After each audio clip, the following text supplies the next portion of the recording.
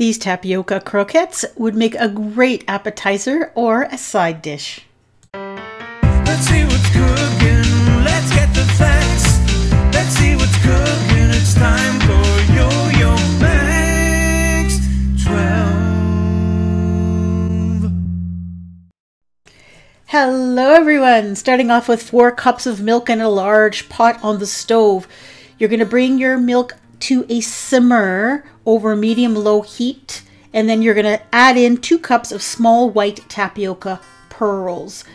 The smaller size tapioca, the better. The one I was able to find was like more of a medium size, but that's all I could find when I was looking to purchase these. Then you add in half a teaspoon of salt and 2 teaspoons of coarsely ground black pepper.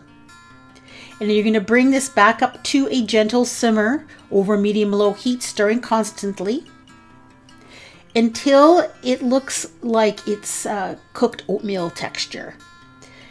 It's going to take about 10 minutes. Now, after about 10 minutes, I tasted the tapioca pearls and I found them super firm. So I decided to add another half cup or so, and I cooked this for an additional 2 or 3 minutes. And they softened up a little bit. Now, they're not going to soften up completely, so that was okay, actually. They're not going to soften up completely. They're going to still be quite firm. Now we're going to add in some cheese. The recipe calls for 3 cups of coarsely grated Pecorino Romano. Now, I didn't have quite enough Romano in the house to do 3 cups. I had about enough for 2 cups, so I did 2 cups of Romano, and I did 1 cup of grated Parmesan cheese. And you're just going to stir that with the heat off until the cheese is melted and it's nicely combined. Then line an 8 by 8 inch baking dish with some plastic wrap and spoon the tapioca mixture in there, and you're going to spread it out. Let it sit at room temperature until it stops steaming, and then cover and refrigerate this for several hours or overnight. I put mine in overnight. And while it's chilling in the fridge, the tapioca pearls soften up quite a bit. There it is the next day. It's quite firm, as you can see. And now you're going to cut these into cubes and get ready to fry them. The recipe suggests you cut them into 25 cubes, which would be 5 rows one way and 5 rows the other way.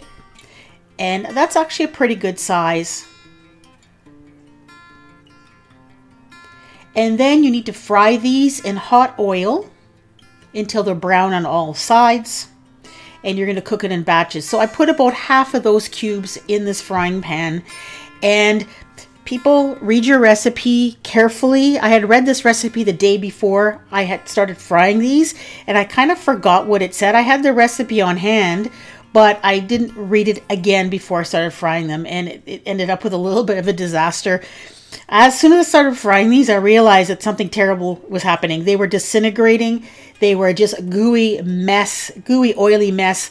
All the tapioca pearls were coming out, and they were just disintegrating. And I thought that basically that this recipe was a fail, and that was going to be the end of it. So I just scooped up all of them. As you can see, they're just soggy mess. Those went in the garbage, just like the oil did, because it was a mess. And then I read the recipe again, and guess what? Guess what you're supposed to do before you fried them? You're supposed to dip them in tapioca flour.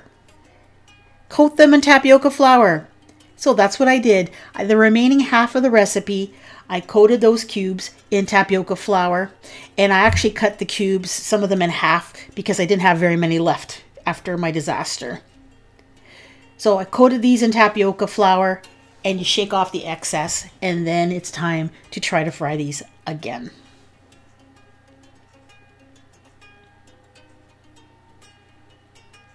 And here we go, new oil, crossing my fingers, and we're putting those croquettes in now that they're coated with the tapioca flour, and that made all the difference. There was a little bit of happy cheering at this point when I started to flip them over when they were getting brown on one side. As you can see, they were staying together very, very nicely. They retained their little cube shape, and they didn't mush. The tapioca stayed in place.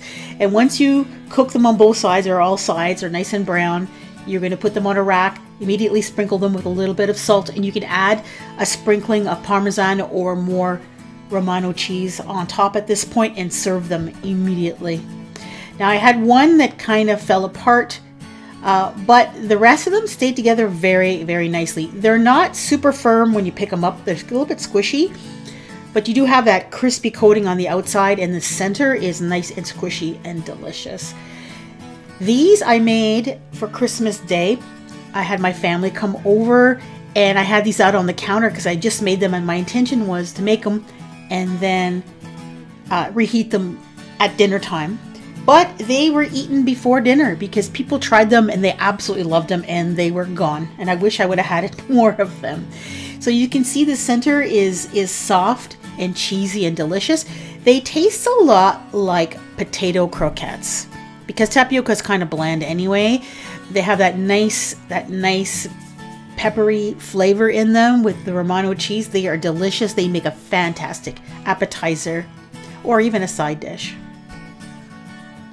If you're looking for more appetizer ideas, things that you might serve at a party, maybe a New Year's Eve party, check out this playlist.